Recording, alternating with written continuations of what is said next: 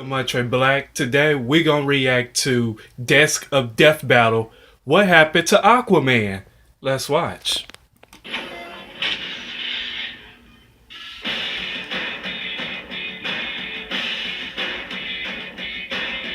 Once upon a time, Aquaman was a poorly dressed, amphibious hero whose friends consisted mainly of fish. However, today he's the sexy sea version of Khal Drogo. But even with his burly muscles and killer shark friends, he still can't seem to shake the stigma of being, Aquaman. So my question is, what the hell happened to Aquaman? I'm Jocelyn the intern. I do all the research nobody else wants to, straight from the desk of Death Battle. Like any good researcher, we'll start at the beginning. For Aquaman, that would be a 1941 issue of More Fun Comics, as a scientist that learned how to survive underwater and literally talked with some fishies. Hell, the man rode around on a seahorse, which is like the least badass sea creature there is. I mean, like, the boy seahorses have the babies. You probably knew that. Not off to a good start. To be fair though, More Fun Comics were intended for a much younger audience, so his dopey concept kind of fit the bill. However, he wasn't all sap, as he got to beat up some Nazis, which earns anyone a fair share of cool points. But Nazi fighting aside, Aquaman was more or less a filler character.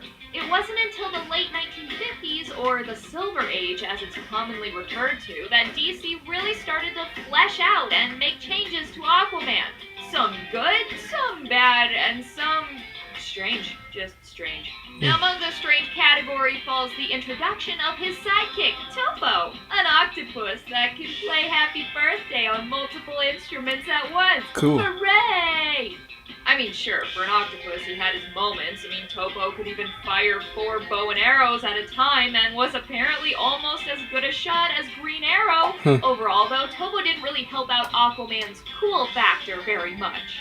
But one of the better changes to Aquaman that came out of the Silver Age was his new backstory. Aquaman was changed from seafaring scientist to Arthur Curry, wayward son of an outcast Atlantean. Since he was now from an aquatic race rather than a scientist who lived at the bottom of the sea, Aquaman's powers went through some changes.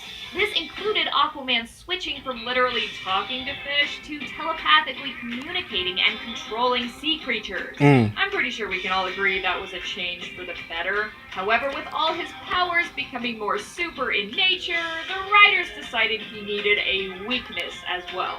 Aquaman gained a weakness almost as stupid as Green Lantern's vulnerability to the color yellow and wood. Aquaman could no longer survive outside of water, essentially super dehydration. Seeing as he would now straight up die if he didn't take a dip into some good old H2O at least once an hour, Aquaman donned the notoriously stupid fishbowl helmet every time he went on land.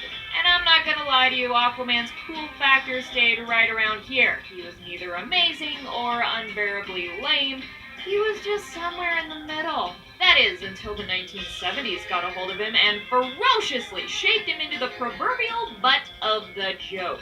Yep, we're talking about the timeless classic Super Friends, which followed the hijinks of the Justice League with the addition of 2 powerless children and a dollar store version of Scooby-Doo with a kid. For whatever reason, Super Friends depicted Aquaman as not only being near useless out of water, but also pretty garbage in water. More often than not, his control of sea creatures was more him just chat him up. Sure, he still had super strength, but compared to his companions like Superman and Wonder Woman, he wasn't all that impressive. So Arthur just kind of became the lame and fairly useless joke hero of the Justice League. Kind of like Boomstick around here.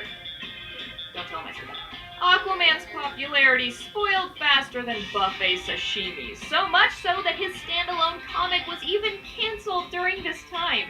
In true VH1 Behind the Heroes special, this is when Aquaman hit rock bottom. Sadly, this is how a lot of people remember Aquaman, but I assure you, since the 1989 debut of Legend of Aquaman, he has become one of the most badass heroes in DC's lineup. Just to give you a quick highlight reel, Aquaman has commanded armies of killer sharks, bathed in the blood of his enemies, and smacked the shit out of Superman. He Ooh. even lost his arm a couple times and replaced it with a sweet-ass harpoon so he can do dope shit like rip off one of Cerberus's heads, which he then uses to, I shit you not, break through the gates of Hades! So yeah, maybe give Aquaman a second chance. Oh, fun fact, Aquaman wasn't the only one to get badassified. Remember Topo, the stupid happy birthday playing octopus? Yeah, well this is him now. If you like this video, give it a thumbs up, and I'm gonna see you on my next reaction. This has been the Montre Black. Peace.